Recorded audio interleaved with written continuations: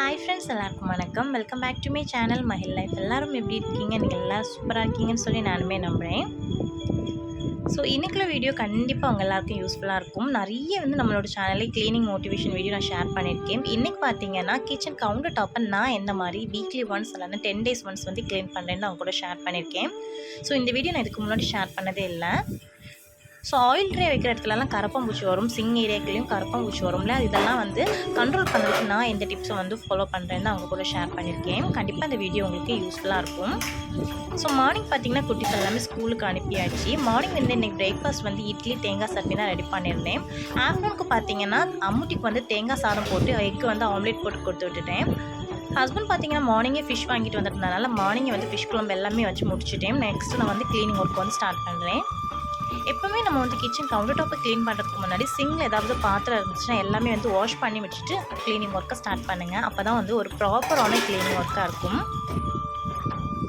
So ஏன்னா நானும் இன்றைக்கி மார்னிங் வந்திருந்த வெசல்ஸ் எல்லாமே க்ளீன் பண்ணி வச்சுட்டு கவுண்டர் டாப்பை க்ளீன் பண்ண ஸ்டார்ட் பண்ணிடலாம். நான் இன்றைக்கி க்ளீன் பர்பஸ்க்கு என்ன யூஸ் பண்ணுறேன்னு பார்த்தீங்கன்னா லெமன் மட்டும்தான் யூஸ் பண்ணுறேன். நம்ம வீக்லி ஒன்ஸ் இந்த மாதிரி நம்ம கண்டினியூஸாக க்ளீன் பண்ணியிருந்தால் லெமன் மட்டுமே போதும். லெமனை ஒரு பாட்டிலில் நல்லா ஸ்விஸ் பண்ணி ஆட் பண்ணிவிட்டு நார்மலாக வாட்டர் தான் ஆட் பண்ணி நான் நல்லா ஷேக் பண்ணிவிட்டு யூஸ் பண்ணிக்க ஸ்டார்ட் பண்ணிக்கிறேன். ஸோ கவுண்டர் டாப்பில் இருக்க எல்லா வெசல்ஸுமே எடுத்து சேஞ்ச் பண்ணிவிட்டு க்ளீனிங் ஸ்டார்ட் பண்ணுங்கள். ஸோ நான் எப்போவுமே இந்த ஓரத்தில் தான் ஸ்டார்ட் பண்ணுவேன். நம்ம பார்க்கும்போது நீட்டாக இருந்த மாதிரி தான் இருக்கும். பட் நம்ம நல்லா கூர்மையாக பார்த்தா தெரியும் உங்களுக்கு எந்த அளவுக்கு டஸ்ட் இருக்குன்னு. நம்ம டெய்லி க்ளீன் பண்ணாலுமே பார்த்தாலும் மார்னிங் நம்ம எந்திரிச்சு பார்க்கும்போது கவுண்டர் டாப்பில் சின்ன சின்ன தூசி மாதிரி கண்டிப்பாக இருக்கும். எல்லார் வீட்லையும் எங்கள் வீட்லையும் இதே மாதிரி தான் நிறைய தூசி இருக்கும். ஓரளவு நம்ம பார்க்கும்போது நீட்டாக இருந்த மாதிரி தான் இருக்கும். நம்ம அதை நீட்டாக தொடச்சி விட்டு பார்த்தா ஒற்றை தூசி அப்புறம் தேங்காய் திருநா விழுது இதெல்லாம் நிறைய கிடக்கும். அடுப்புக்கு கீழேயும் பார்த்தீங்கன்னா நிறைய தூசி இருக்கும். ஸோ ஃபஸ்ட்டு இந்த தூசி எல்லாமே ஒரு காட்டன் கிளாத்தை வச்சு நல்லா க்ளீன் பண்ணிவிட்டு நான் க்ளீனிங்கை ஸ்டார்ட் பண்ண போகிறேன். நெக்ஸ்ட்டு பார்த்தீங்கன்னா நம்ம அடுப்பில் பர்னர்லாம் நிறைய கொட்டியிருக்கும் இல்லையா, டீ அப்படி இல்லைன்னா சாதம் அடிக்கிறது இதெல்லாமே எடுத்து சிங்கில் போட்டுக்கிறேன். அது கொவரும். எப்போவுமே நான் க்ளீன் பண்ணும்போது இந்த கார்னர்லேருந்து தான் ஸ்டார்ட் பண்ணுவேன். ஏன்னா அந்த சைடில் தான் பார்த்தீங்கன்னா என்னோடய ஆயில் டிஸ்பென்சர் அப்புறம் மசாலா பாட்டில்ஸ் அப்புறம் உப்பு ஜாடி இதெல்லாமே வச்சுருப்பேன். ஸோ அந்த இடத்த க்ளீன் பண்ணி ஃபஸ்ட்டே க்ளீன் பண்ணிட்டோம்னா அது ஈஸியாக ட்ரை ஆயிரும். நெக்ஸ்ட்டு மறுபடியும் எல்லாமே அதே இடத்துல அசம்பிள் பண்ணிடலாம். நான் ஃபஸ்ட்டு இந்த எண்டில் தான் பார்த்தீங்கன்னா கரப்பாம்பூச்சி அதிகமாக வரும். ஏன்னா ஆயில் லைட்டாக கொட்டியிருந்தாலும் சரி பிசுப்பு அதிகமாக அந்த தன்மை இருக்கிறதுனால. ஸோ நைட் டைம் பார்த்தீங்கன்னா ஒரு 12 o'clock மேலெலாம் பார்த்தீங்கன்னா நிறைய கரப்பாம்பூச்சி பார்த்தீங்கன்னா அந்த கவுண்டர் டாப் மேலே பறந்துட்டுருக்கும். ஸோ இப்போ ரெகுலராக இதை நான் ட்ரை பண்ணும்போது பார்த்தீங்கன்னா எனக்கு ரொம்பவே கண்ட்ரோல் ஆகிடுச்சு. இப்போ நைட்லாம் அந்தளவுக்கு கரப்பாம்பூச்சி ரொம்ப வரவே செய்யாது சுத்தமாக. ஸோ அதுக்காக நான் கீழே பேக்கிங் சோடா நல்லா தூவிட்டு நெக்ஸ்ட்டு அதுக்கு மேலே லெமன் ஸ்ப்ரே அடிச்சுட்டு நல்லா தொடச்சி எடுத்துக்க போகிறேன். தண்ணி பார்த்தீங்கன்னா ஒரு 3 தடவை தண்ணி நார்மல் ஒயிட் கலர் வரது வரைக்கும் 3 டைம் நல்லா தொடச்சி எடுத்துருவேன். நம்ம டெய்லி தான் நார்மல் வாட்டரை வச்சு கிச்சனை லைட்டாக தொடச்சி எடுத்தாலும் வீக்லி ஒன்ஸ் இந்த மாதிரி நம்ம க்ளீன் பண்ணும்போது மட்டும்தான் நம்மளுக்கு கரப்பாம்பூச்சி தொல்லையிலேருந்து தவிர்க்க முடியும். நெக்ஸ்ட்டு அடுப்புக்கு பேக் சைட்லலாம் பார்த்தீங்கன்னா எக்ஸ்ட்ரா விம் லிக்யூட் யூஸ் பண்ணி துடைப்பேன். ஏன்னா அடுப்புக்கு பேக் சைடில் உள்ள டைல்ஸ்லாம் பார்த்தீங்கன்னா ஆயில் நம்ம பொரிக்கிறது அப்பளம் பொரிக்கிறதா இருந்தாலும் ஃபிஷ் ஃப்ரை பண்ணுறதாலும் அந்த ஆயில் தெரிக்கும். ஸோ அதில் பேக்கில் பார்த்தீங்கன்னா ஒரு வாட்டர் ப்ரூஃப் ஸ்டிக்கர் தான் நான் ஸ்டிக் பண்ணியிருந்தேன். இந்த ஸ்டிக்கர் பார்த்தீங்கன்னா நல்லா வர்த்தாக தான் இருக்குது. நான் ஒட்டி 1 year மேலேயே இருக்கும். இதோட டீட்டெயில் எல்லாமே நான் டிஸ்கிரிப்ஷனில் கொடுக்குறேன். தனியாக நான் ஒட்டும் போது ஒரு வீடியோவும் எடுத்திருந்தேன். அந்த எப்படி நம்ம லேபிள் ஸ்டிக் பண்ணணும் அப்படின்னு சொல்லிட்டு அந்த வீடியோ லிங்கும் கொடுக்குறேன். கண்டிப்பாக அந்த வீடியோ உங்களுக்கு பார்க்கும்போது ஒரு ஐடியா கிடைக்கும். அடுப்பு பார்த்தீங்கன்னா நம்ம டெய்லி குக் பண்ணி முடிச்சதும் நான் டெய்லி தொடச்சி எடுக்கிறது தான். இன்றைக்கி சாதம்லாம் நல்லா கொட்டியிருந்து உள்ளெல்லாம் டீயும் கொட்டிடுச்சுது. ஸோ அதனால் உள்ளே இருக்க சில் எல்லாமே நீட்டாக க்ளீன் பண்ணிக்கிறேன். அந்த கிளாஸ் கண்ணல் மேலே இருக்கு இல்லையா, ஸோ அதுக்கு மேலே வந்து நார்மலாக வந்து சாஃப்டாக யூஸ் பண்ண ஸ்க்ரப் தான் நான் யூஸ் பண்ணுவேன். கீழே இருக்க ஸ்டீல் இருக்கு இல்லையா, அந்த ஸ்டீலில் பார்த்தீங்கன்னா நான் வந்து கம்பி ஸ்க்ரப்பர் வச்சு நல்லா வந்து தேய்ச்சி எடுத்துப்பேன். கிளாஸில் வந்து கம்பி ஸ்க்ரப்பர் பட்டால் ஸ்க்ராட்ச் ஆகிரும். ஸோ எவ்வளோத்துக்கு நல்லா சாஃப்டான ஸ்க்ரப் இருக்கோ அதை யூஸ் பண்ணிக்கோங்க.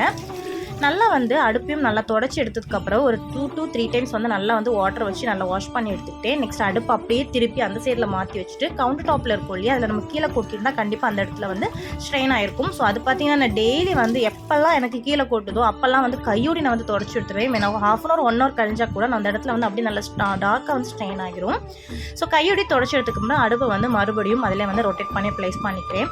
ஸோ அடுப்புக்கு சைடில் ஒரு டியூப் இருக்கும் இல்லையா, அதையும் வந்து நம்ம ரெகுலராக வந்து தொடச்சி எடுத்துட்டோம். அதோட கலர் வந்து ஸ்டார்டிங்கில் எப்படி இந்த ஆரஞ்சு கலரில் இருக்குதோ அது அப்படியே வந்து லைஃப் லாங் போகும். அப்படி இல்லைன்னு பார்த்தீங்கன்னா அது வந்து போக போக ரொம்ப ஸ்ட்ரெயின் ஆகி ரொம்ப கருப்பாகிரும். ஸோ அதனால் அதுலேயும் வந்து பூச்சி கரப்பாம் இதெல்லாம் அதுலேருந்தும் நம்மளுக்கு வந்து கீழேருந்து மேலே வரும். ஸோ அந்த இடத்தையும் எப்போவுமே வந்து தொடச்சி எடுத்துக்கு நீட்டாக வச்சுக்கோங்க. எப்போவுமே வந்து கவுண்டர் டாப்பை நீட்டாக வந்து ஒரு தொடச்சி ஒரு சின்ன மைல்டான ஒரு ஃப்ராக்ரன்ஸில் வச்சாலே இந்த ஈச்சி கரப்பாம் பூச்சி எறும்பு இந்த தொல்லைகள் வந்து நம்ம வந்து பெர்மனண்டாக வந்து போயிடும். நெக்ஸ்ட்டு பார்த்தீங்கன்னா இந்த ஆயில் ட்ரே பார்த்தீங்கன்னா ஒரு ரொட்டேட்டிங் ஆயில் ட்ரே தான். இதில் நான் எப்போ வந்து நம்ம வந்து பாட்டிலில் ஆயில் ஃபில் பண்ணாலும் சரி, லைட்டாக கொட்டியிருந்தாலும் சரி, வீக்லி ஒன்ஸ் வந்து கண்டிப்பாக வந்து நான் டிஷ்யூ வந்து சேஞ்ச் பண்ணி மறுபடியும் டிஷ்யூ வந்து மாற்றிடுவேன். ஏன்னா ஆயில் எதாவது கொட்டியிருந்தால் அந்த டிஷ்யூவில் தான் இருக்கும், நம்ம வந்து ஈஸியாக வந்து தொடச்சி எடுத்துக்கலாம். இது வந்து கண்டிப்பாக எனக்கு 10 to 15 டேஸ்க்கு மேலெலாம் அது இருந்துச்சுன்னா கண்டிப்பாக அதில் வந்து ஒரு சின்ன கரப்பான் பூச்சாக வந்திருக்கும். ஸோ அதில் இருந்து டெய்லி வந்து வாஷ் பண்ணி மறுபடியும் வந்து ரீஅசம்பிள் பண்ணி டெய்லி இல்லை வீக்லி ஒன்ஸு. நெக்ஸ்ட் வந்து இந்த ட்ரே ஸ்டாண்ட் இருக்கு இல்லையா, இது ஃபஸ்ட் நான் அடுப்புக்கு பக்கத்தில் ஒட்டி தான் வச்சுருந்தேன். எங்களுக்கு மேலே பார்த்தீங்கன்னா ஒரு ஹோல் மாதிரி கொடுத்துருக்காங்க. அங்கேருந்து நான் டெய்லி பார்த்தீங்கன்னா தூசி ஆகிடும். மார்னிங் வந்து பார்க்கும்போது பாட்டிலில் மேலே இருக்க பிளாக் லைட் பார்த்தீங்கன்னா ஒயிட் கலரில் இருக்கும். அந்த அளவுக்கு வந்து சின்ன சின்ன பிசுறு தூசியாக வந்து விழுந்துடும். ஏன்னா இது பழைய வீடுனால. ஸோ அதனால் இந்த ட்ரே வந்து இப்போ வந்து அப்படியே வந்து மாற்றி அந்த செல்ஃப்க்கு கீழே லெஃப்ட் சைட் மாற்றினேன். ஸோ இப்போ எனக்கு ஓரளவு வந்து நீட்டாக இருக்கும். அந்த பாட்டில் அந்த அளவுக்கு எனக்கு டஸ்ட் ஆகாது. நான் வீக்லி ஒன்ஸ் வந்து க்ளீன் பண்ணும்போது ஈஸியாக இருக்கும். நம்ம டெய்லி வந்து யூஸ் பண்ணுற பாட்டில் தானே, அதில் அந்த அளவுக்கு இதாக இருக்குது. நான் டெய்லி வந்து லைட்டை பாட்டாக தொடச்சி எடுத்து வச்சுருவேன். ஸோ இதே போல் நம்ம கவுண்டர் டாப்பில் எப்போவுமே நம்ம யூஸ் பண்ணுறத அப்பப்போ தொடச்சி எடுத்து வச்சுட்டாலே போதும். நமக்கு வந்து உடம்புக்கு முடியாத டைமில் மந்த்லி ஒன்ஸ் ஆகிட்டால் கூட, இல்லைனா ஒரு மந்த்லி ஒன்ஸ்க்கு மேலேயும் நம்மளுக்கு ஆகினா கூட கிச்சன் வந்து நீட்டாக தான் இருக்கும். ஏன்னா நம்ம டெய்லி வந்து ஒர்க் பண்ணி முடிச்சதும் கையோடி வந்து ஒர்க்காக லைட்டாக வந்து துணி ஈர டவலை வச்சு தொடச்சிட்டு நார்மலாக வந்து டவலை வச்சு தொடச்சி எடுத்தாலே போதும். எப்போவுமே வந்து கிச்சன் வந்து நீட்டாக இருக்கும். கிச்சன் நீட்டாக இருந்தாலே நமக்கு வந்து சமைக்க வந்து தோணும்.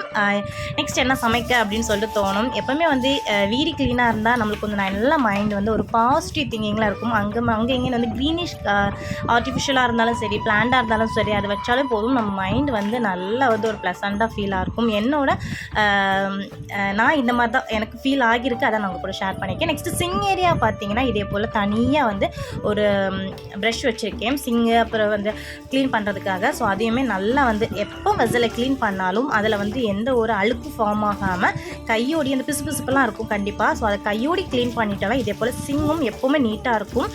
எந்த ஒரு கரப்பு மூச்சு தொல்லையும் வராது. சிங்கில் பார்த்தீங்கன்னா டெய்லி நைட்டு கொஞ்சம் 1 டம்ளர் 2 டம்ளர் வந்து நல்லா சுடு தண்ணியில் கொஞ்சமாக விம் லிக்விட் அப்படி இல்லைனா கம்ஃபர்ட் வந்து மிக்ஸ் பண்ணி ஊற்றி பாருங்கள். சிங்கில் வந்து எந்த ஒரு கரப்பு மூச்சும் வராது. ஸோ இந்த மாதிரி தான் நான் வந்து ரெகுலராக வந்து ஃபாலோ பண்ணிகிட்ருக்கேன். இந்த சிங்கு இந்த டேப்பு வந்து ஸ்டார்டிங்கில் நான் எங்கள் வீட்டுக்கு வரும்போது ரொம்ப ஸ்ட்ரெயின் ஆகியிருந்தது. சிங்கை வந்து சேஞ்ச் பண்ணிடலாமான்னு கூட மைண்ட் செட் ஆகிடுச்சு. ஸோ நான் க்ளீன் பண்ணி இப்போ பார்த்தீங்கன்னா புதுசு எப்படி இருக்குமோ அதே போல் தான் இருக்கும். எதுவுமே அப்படி தான் நம்ம வந்து யூஸ் பண்ணுறதை பொறுத்து தான். நான் பார்த்தீங்கன்னா இந்த மாதிரி தான் ரெகுலராக ஃபாலோ பண்ணிகிட்ருக்கேன். 1 to 2 டைம்ஸ் நம்ம பண்ணிட்டோம்னா இது நமக்கு வந்து ஹேபிட்டாகவே பழகிடும் டெய்லி. ஸோ கண்டிப்பாக இந்த வீடியோ உங்களுக்கு யூஸ்ஃபுல்லாக இருந்திருக்கும்னு நான் நினைக்கிறேன். ஸோ பழைய வீடியோலாம் பார்த்தீங்கன்னா நான் அந்த பெரிய ஜாடி வச்சுருக்க மாட்டேன். இப்போ ரீசெண்டாக தான் அந்த பெரிய ஜாடி எல்லாமே ரீஅசம்பிள் பண்ணியிருந்தேன். அடிக்கடி நம்ம கிச்சனில் ஒரு சின்ன சின்ன சேஞ்சஸ் கொடுத்தாலே போதும், கிச்சன் நமக்கு வந்து பிடிச்ச மாதிரி ஒரு ஃபீலாக இருக்கும். ஸோ இந்த வீடியோ உங்களுக்கு பிடிச்சிருக்கும், யூஸ்ஃபுல்லாக இருக்கும் நம்புறேன். இந்த வீடியோ பிடிச்சதா லைக் கமெண்ட் ஷேர் பண்ணுங்கள். நம்மளோட சேனலில் ஃபஸ்ட் டைம்னா சப்ஸ்கிரைப் பண்ணிக்கோங்க. நெக்ஸ்ட் இன்னும் இன்ட்ரெஸ்டிங்கான வீடியோ வந்து பார்க்குறேன். பாய்.